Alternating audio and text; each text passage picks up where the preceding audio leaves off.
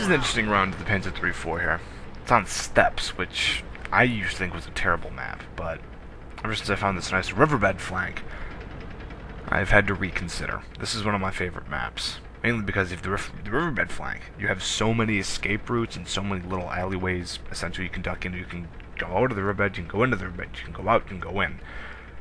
As long as you have a fast tank, you shouldn't have too many problems here. Not to mention, now this wasn't a round in which I got a lot of kills, but if you look in terms of shots fired and shots that hit and shots that did substantial damage, this was very productive.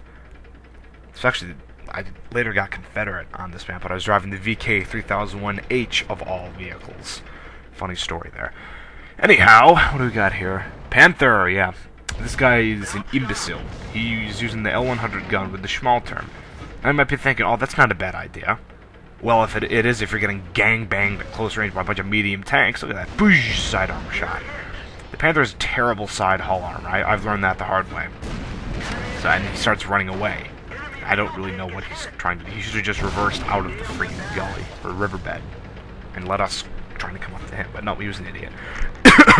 That's an example of why you should not use the Schmalterm with the Panther. You lose so much traverse speed, and all you do is you gain a longer gun. Okay, but it doesn't really help if you have difficulty hitting things. I'm surprised that KV-1S, Chapter 9, those things aren't really the fastest things. I'll chase them down, no worries. It was this round that I began to do the Circle of Death with the PanzerIII, because I realized you drop on that Osphage turret, you get 53 turret traverse speed, which is awesome.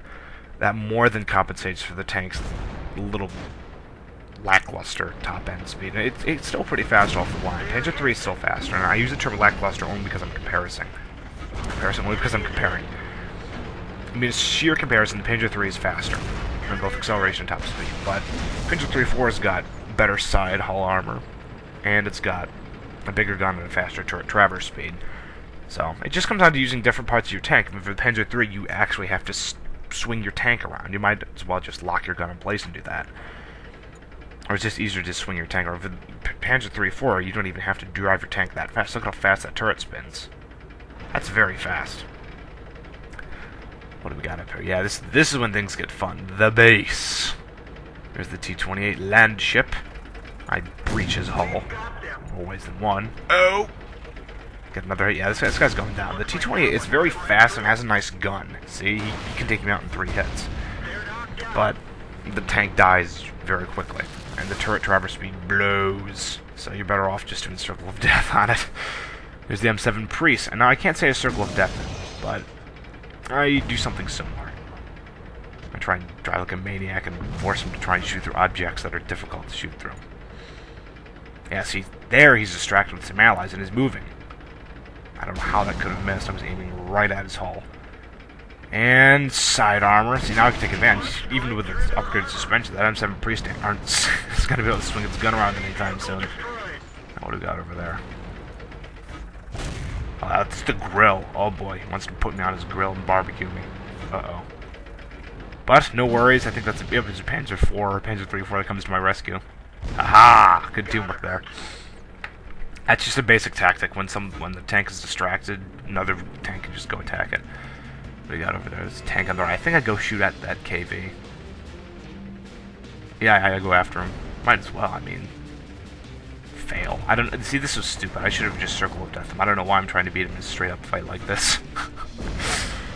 That was stupid. I'm surprised I didn't die here. My tank was just begging to get shot. But I guess the enemy was nice to me. I mean, what can I say? And there you have it. A round of which 2 enemy tanks were killed. Let me just go to the personal achievements screen here. Yep, 2 enemy tanks were destroyed, 3 were damaged, and 4 were detected. That's not bad. I can guarantee those destroyed and damaged counts would be higher if I was doing the Circle of Death, but, you know, give it time. I don't really get good with that tactic overnight. I had to develop it and practice it. But don't worry, you'll see it soon enough.